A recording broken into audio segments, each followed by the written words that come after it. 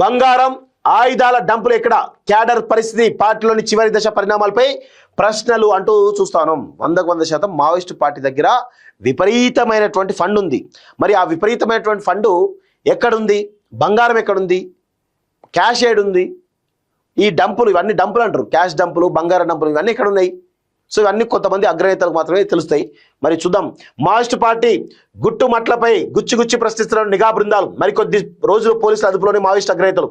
ఇటీవల తెలంగాణ పోలీసుల ముందు లొంగిపోయినటువంటి మావోయిస్టు అగ్రనేతలు మరికొన్నాళ్ళు పోలీసుల అదుపులోనే ఉండే పరిస్థితి కనిపిస్తున్నాయి. మావోయిస్టు పార్టీలో కీలకమైనటువంటి పొలిట్ బ్యూరో సభ్యులు, మిలిటరీ కమిషన్ ఇన్ఛార్జ్ కేంద్ర కమిటీ సభ్యులైనటువంటి మల్లా రాజిరెడ్డి అలియాస్ సంగ్రామ్, తిప్పిరి తిరుపతి అలియాస్ దేవ్జీని విచారించడానికి పలు కేంద్ర రాష్ట్ర దర్యాప్తు సంస్థల అధికారులు హైదరాబాద్ చేరుకున్నారు. Intelligence bureau, national investigation agency, research and analysis wing, army intelligence తో పాటు కేంద్ర సాయుధ బలగాలైనటువంటి సిఆర్పిఎఫ్, సిఐఎస్ఎఫ్ తదితర విభాగాలకు చెందిన నిఘా బృందాలు దేవ్జీ మరియు రాజిరెడ్డిని పలు విషయాలపై ప్రశ్నిస్తున్నాయి.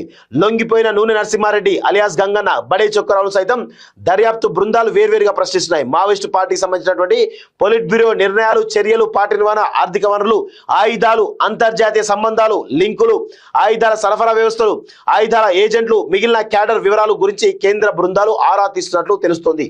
మరోవైపు మావోయిస్టు పార్టీ కార్యదర్శి నంబాల కేశవరావు అలియాస్ బసవరాజ్ గత ఏడాది ఎన్కౌంటర్లో మరణించిన తర్వాత అనధికారికంగా పార్టీ పగ్గాలు చేపట్టిన దేవ్జీ పార్టీ నిర్వహణ బాధ్యతలు నిర్వహించిన క్రమంలో పార్టీ ఆదాయం, ఆర్థిక వనరుల గురించి ఆయనకు కీలకమైన సమాచారం తెలిసే ఉంటుందని ఉన్నతాధికారులు భావిస్తున్నారు. మావోయిస్టు పార్టీ పెద్ద ఎత్తున ఆయుధాలతో పాటు 100 కోట్ల రూపాయల విలువైన బంగారం ఉందని నిఘా వర్గాలు అనుమానిస్తున్నాయి. ఇటీవల మహారాష్ట్రలో పట్టుబడిన ఒక మావోయిస్ట్ అగ్రనేత లొంగుబాటు తర్వాత మీడియాతో మాట్లాడుతూ తాను పార్టీ నుంచి బయటకు వచ్చే సమయంలో 6 కోట్ల విలువైన బంగారం, భారీగా నగదు పార్టీకి అప్పగించి వచ్చామని పేర్కొన్నారు. తెలంగాణలో ఇటీవల కాలంలో మావోయిస్ట్ నేత పిఎల్జీఏ కమాండర్ బర్సే దివా పట్టుబడిన సమయంలో తెలంగాణ చరిత్రలోనే మొదటిసారిగా మావోయిస్ట్ డంపు నుంచి 20 లక్షల నగదు స్వాధీనం చేసుకున్నారు పోలీసులు. 48 అత్యంత అధునాతన ఆయుధాలు పోలీసులకు మావోయిస్టులు అప్పగించారు అంటూ చూస్తాం. సో చూడండి ఎంత దారుణాతి దారుణమైనటువంటి పరిస్థితుల్లో ఈరోజు మావోయిస్ట్ పార్టీ ఉందంటే వాళ్ళకు ఆర్థిక వనరులు, బంగారం ఇవన్నీ కూడా ఉన్నాయి. సో అవన్నీ ఎక్కడ ఉన్నాయని చెప్పేసి ఇప్పుడు ఇన్ని వింగ్స్, ఇంటెలిజెన్స్ బ్యూరో అట, intelligence bureau, NIA, research, army intelligence తో పాటు సిఐఎస్ఎఫ్, అదేవిధంగా సిఆర్పిఎఫ్ బృందాలు కూడా మొత్తంగా వీళ్ళందరినీ విచారిస్తూ ఎక్కడినో చెప్పని ఇబ్బంది పెట్టే ప్రయత్నం చేస్తున్నట్టుగా కనబడతా ఉంది. సో కరోనాకు ముందు పెద్ద ఎత్తున బంగారు బిస్కెట్లు పార్టీ కొని డంపుల్లో దాచిందని నిఘా వర్గాలు అనుమానిస్తున్నాయి. దాదాపు 500 కోట్ల బంగారం మావోయిస్టు పార్టీ వద్దే ఉందని అనుమానాలు నిఘా వర్గాలు వ్యక్తం చేస్తున్నాయి.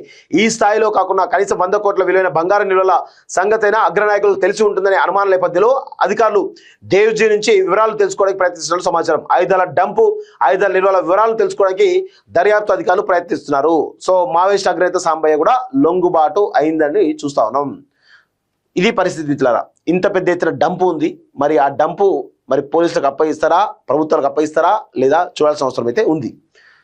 44 ఏళ్ల తర్వాత పెద్దపల్లికి మల్లోజులాట. నిజంగా ఇలాంటి ఘటనలు చూస్తే ఎవరికైనా సరే ఒక రకమైనటువంటి భావోద్వేగానికి గురవుతారు. 44 ఏళ్ల తర్వాత తన సొంత అన్నని, తన సొంత కుటుంబ సభ్యులను చూడడానికి మల్లోజులో వస్తున్నాడంటే, సో మావోయిస్టు కేంద్ర కమిటీ సభ్యుడు మల్లోజుల వేణుగోపాలరావు అలియాస్ సోను దాదా 44 ఏళ్ల తర్వాత స్వస్థలం పెద్దపల్లిలో అడుగు పెట్టారు.